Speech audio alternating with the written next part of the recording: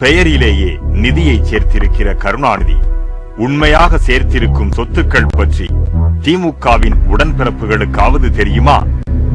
திருக்குவளை என்கிற கிராமத்தில் பிறந்த கருணாநிதி எப்படி திமுக என்கிற இயக்கத்தை கைப்பற்றி பெரும் பணக்காரர்கள் பட்டியலில் சேர முடிந்தது?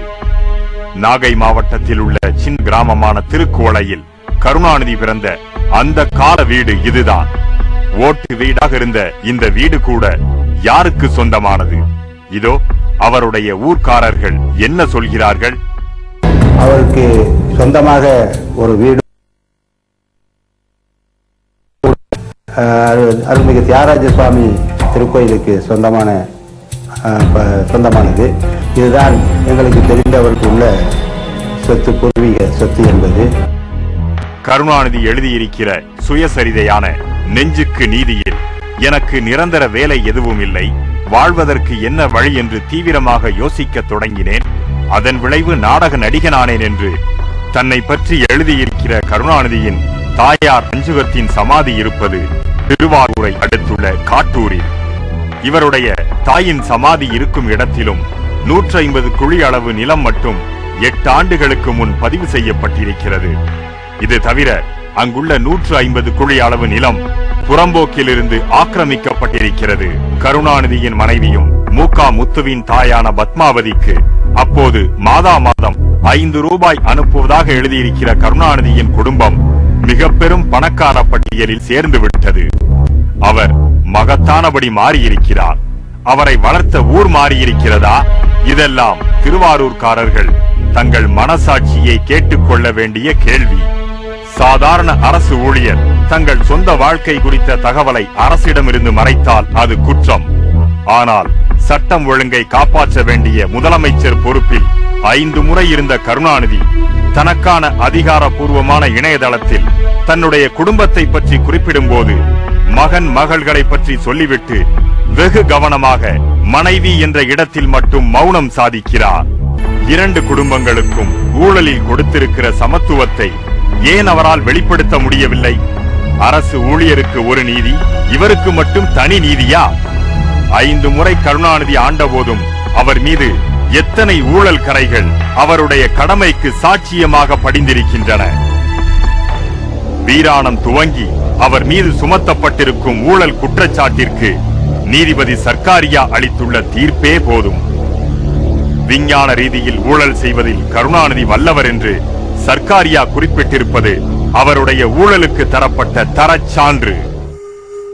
மாநில அளவில் செய்த ஊழலை தேசிய அளவிலும் உலக அளவிலும் ஸ்பெக்ட்ரம் அலைக்கற்றை ஊழல் மூலம் ஊழலின் சிகரத்தை தொட காரணமாக இருப்பவரும் இதே கருணாநிதிதான். அவருடைய மனைவி தயாளும் துணைவி ராசாத்தி மகள் கனிமொழியும் சிபிஐயால் விசாரிக்கப்பட்ட நிலையில் கருணாநிதி ஊழலுக்கு நான் நெருப்பு என்று சொன்னால் உடன்பிறப்புகள் வேறு வழியில்லாமல் சகித்துக் கொள்ளலாம். தமிழக மக்கள் பொறுமையுடன் தக்க பதிலளிக்கலாம். ஆனால் நெஞ்சுக்கு நீதி என்று சுயத்தம்பட்டம் அடித்திருப்பவர் இந்த உண்மையையும் மக்கள் முன்பு முன்வைப்பாரா? இல்லாவிட்டால் உண்மை மட்டுமல்ல, அவருடைய நெஞ்சே அவரை சுடும்.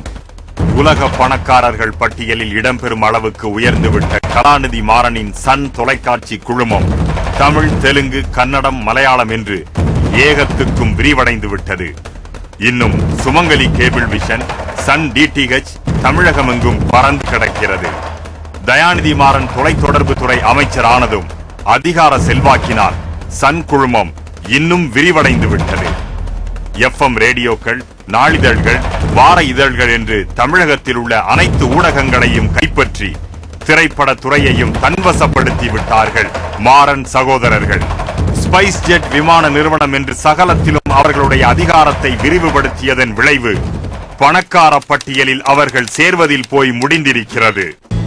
அதிகார பின்பலத்தோடு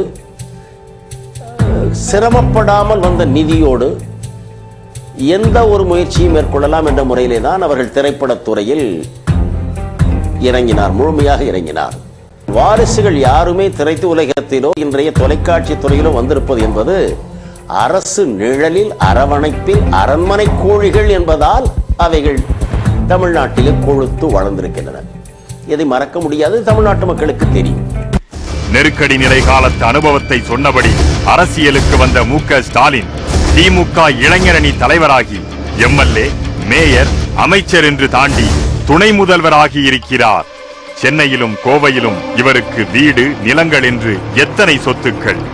வேளச்சேரியில் மட்டும் பல கோடி ரூபாய் மதிப்புள்ள வீடுகள் இருந்தாலும் இவர் காட்டியிருக்கும் சொத்து மதிப்பு 2 கோடிக்குள் தான்.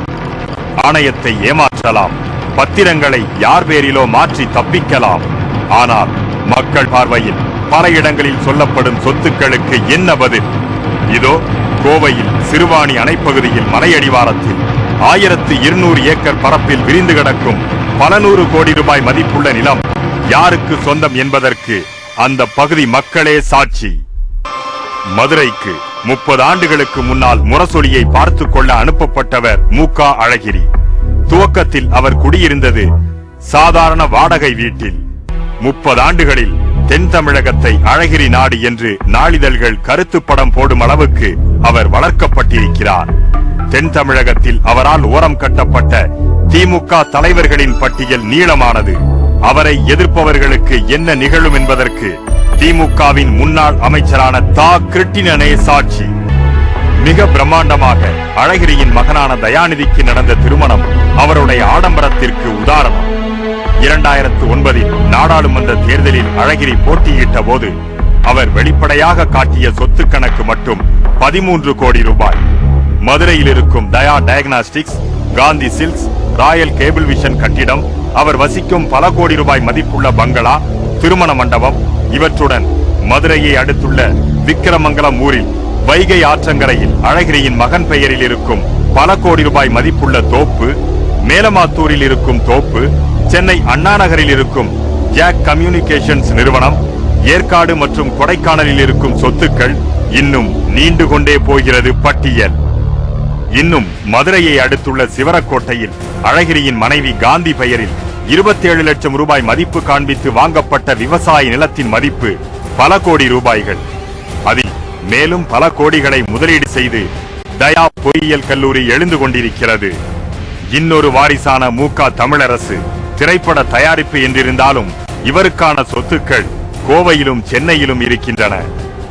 அடுத்து கனிவான வாரிசான கனிமொழி. 2007 இவருக்கு இருப்பதாக காண்பிக்கப்பட்ட சொத்து கணக்கு 8 கோடியே 45 லட்சம் ரூபாய். இவருடைய நண்பர்கள் அலைக்கற்றை விசாரணையில் சிக்கி சோதனைக்குள்ளாகி இருக்கிறார்கள். இவருக்கான சொத்துக்கள் ஏற்காடு, கோத்தகிரி போன்ற பல இடங்களில் பல பினாமிகளின் பெயரில் வாங்கப்பட்டிருக்கின்றன. ஸ்பெக்ட்ரம் புகழ் நீரா ராடியாவுடன் கனிமொழியின் தாயார் ராசாத்தி தொலைபேசியில் குறிப்பிட்ட சொத்து பற்றி பேசிய பேச்சு இன்னும் ஊடகங்களில் அடிபட்டுக் கொண்டிருக்கிறது. இன்னும் மகன்கள், மகள்கள் தவிர பேரன் பேத்திகள் வரை நீளும் சொத்துக்கள் பொதுமக்கள் அனைவரையும் மலைக்க வைக்கும். கருணாநிதி வேட்பாளராக போட்டியிடும் திருவாரூரின் மையப்பகுதியில் தன்னுடைய மகன் நெறி தவறியதற்காக அவனை தேர்காலில் இட்டு தண்டித்த மனுநீதி சோழனுக்கான நினைவு சின்னம் இருக்கிறது. அதே நேரத்தில் கருணாநிதியை சோழனாக சுற்றியிருப்பவர்கள் குறிப்பிடும் அபத்தமும் நடந்து கொண்டிருக்கிறது. தன்னுடைய வாரிசுகளின் ஊழலையும் முறைகேட்டையும் வளர்த்துவிட்டு வாரிசுகளுக்காகவே தன் ஆட்சி அதிகாரத்தை பயன்படுத்துகிற கருணாநிதியை மனுநீதி சோழனுடன் ஒப்பிட்டால் அது யாருக்கு இழுக்கு? பார்த்து கொண்டிருக்கும் நீங்களே தீர்ப்பு சொல்லுங்கள்.